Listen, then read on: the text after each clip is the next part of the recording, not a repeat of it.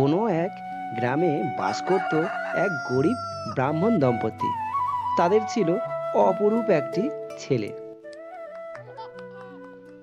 তারা ছেলেটিকে প্রাণের থেকেও বেশি ভালোবাসতো।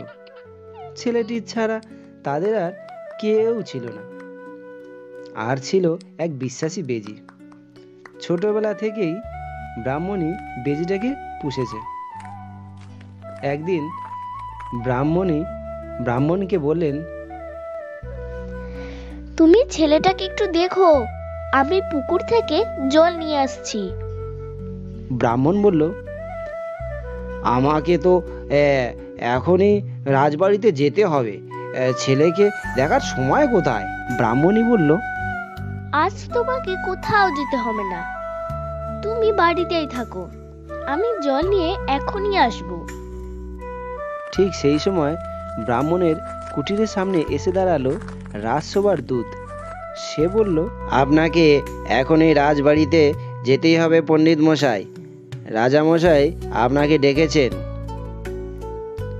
ব্রাহ্মণ আর কি করে, দূতের সঙ্গে চলল রাজপ্রাসাদের দিকে। দেখ, তোকে কিন্তু আমার ছেলের কাছে রেখে জল আনতে যাচ্ছি, তুই কিন্তু একদম চোখের আড়াল করিস না, আমি যাব আর আসবো। ব্রাহ্মণী বেজির পাহারায় ছেলেকে রেখে জল আনতে গেল।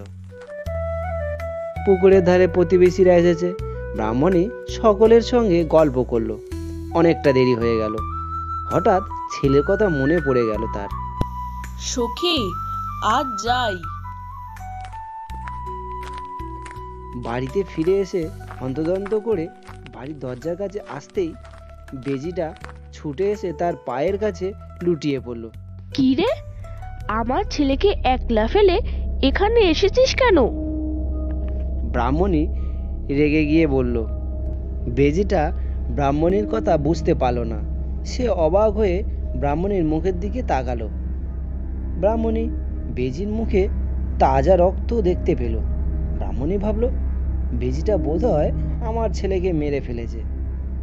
ব্রাহ্মণী রেগে বলল, কি রে, তুই আমার ছেলেকে মেরে ফেলেছিস? এই বলে ব্রাহ্মণী মস্ত বড় লাঠি নিয়ে বেজিকে মারতে লাগলো। বেজিটা সেখানেই মারা গেল। খোকা, খোকা, খোকা, খোকা, খোকা। নিজের ঘরে ছুটে এলো। দেখতে পেল ছেলে পরম আনন্দে বিছানায় ঘুমাচ্ছে। একটা কেউটে সাপের মৃতদেহ পাশে পড়ে আছে। দেহটা ক্ষত বিক্ষত। ব্রাহ্মণী বুঝতে পারল বেজি সাপটাকে মেরে ছেলেকে রক্ষা করেছে। তাই ব্রাহ্মণী মনের গ্লানিতে চিৎকার করে কাঁদতে লাগলো।